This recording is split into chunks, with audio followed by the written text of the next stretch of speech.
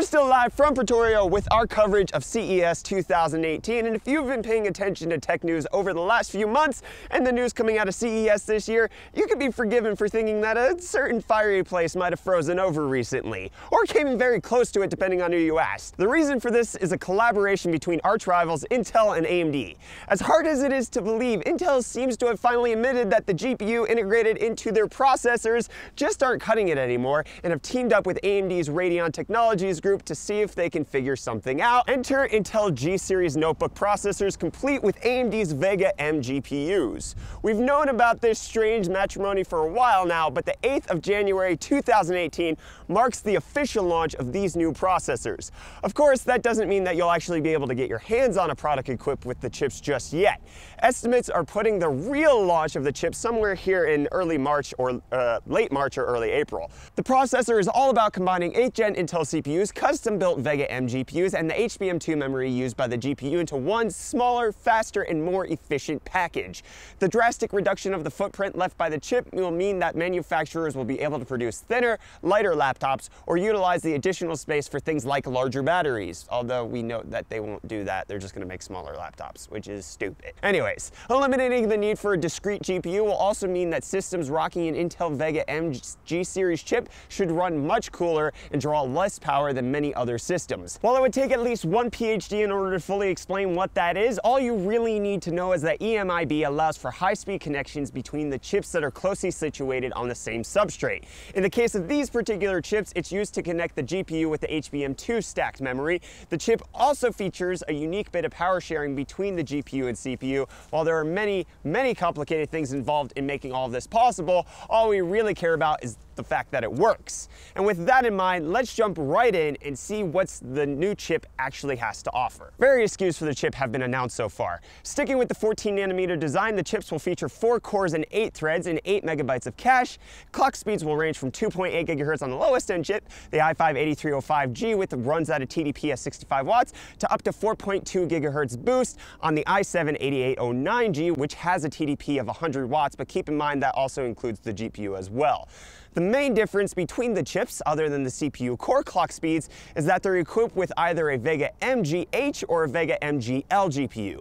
Both GPUs sport 4 gigabytes of HBM2 memory, but that's where the similarities end. The Vega MGL is the lower end chip, featuring 20 compute units with 1,280 stream processors, a base and boost clock of 931 and 1,011 megahertz respectively. The higher end Vega MGH comes with 24 compute units and 1,536 stream processors and a base and boost clock of 1,063 and 1,190 megahertz respectively. Unfortunately, the only chip that's completely unlocked for overclocking both the CPU and GPU is the top of the range i7-8809G, otherwise we have lockdown clocks. In layman's terms, all of this means that along with a very capable CPU, which is a Kaby Lake G refresh, laptops equipped with these chips will also be able to run games around as well or better than an RX 560, depending on the GPU attached to the chip.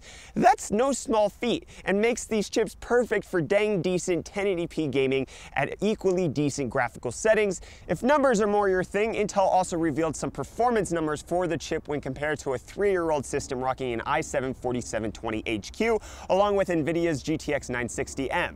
In this comparison, it's easy to see that the new Intel Vega MGH chips are really quite impressive. The Intel Vega MGH chip is shown to be between 1.07 and 2.7 times better than the old system in various old and newer games, as well as synthetic benchmarks. Other performance numbers also put the new chip at about 10% faster than the GTX 1060 Max-Q and 1.4 times faster than the i7-8550U system packing an NVIDIA GTX 1050. Obviously, since these are Intel's own benchmarks, they should be taken with a pinch of salt, especially since some of the testing favored AMD optimized games like Hitman. But it's a good indicator of what to expect. Along with notebooks, other products like mini PCs and even Intel's NUCs will make use of this new chip. And of course, companies like Dell and HP have also signed on to include them in their products. It's clear from all of this that Intel wants to remove NVIDIA from the discrete notebook GPU's pedestal, and AMD wouldn't mind getting in on the action a little more too. But But beyond the Intel Vega MG series, impressive performance, and often much smaller footprints, what will ultimately make or break the processor is its pricing. If priced right, products featuring this chip will be eaten up by consumers looking for a good mobile workstation and more than capable gaming machine. But if it's priced much higher than a similar product featuring discrete GPUs, I don't see why many people would bother even if it does offer slightly superior gaming performance. Anyways, that being said, if everything Intel claims about these chips holds true, I think that their partnership with AMD was a massive triumph, and Raja Kaduri, thanks for leaving RTG and joining Intel, but it'll be a good kick in the butt for where the market really needed it most. And that'll wrap it up for this coverage video of CES. Be sure to smash that like button if you enjoyed it, subscribe to stay up to date on all of our tech-related content, and let me know what you want us to talk about in future CES videos, either down in the comments or over on Twitter. I am at UFDisciple.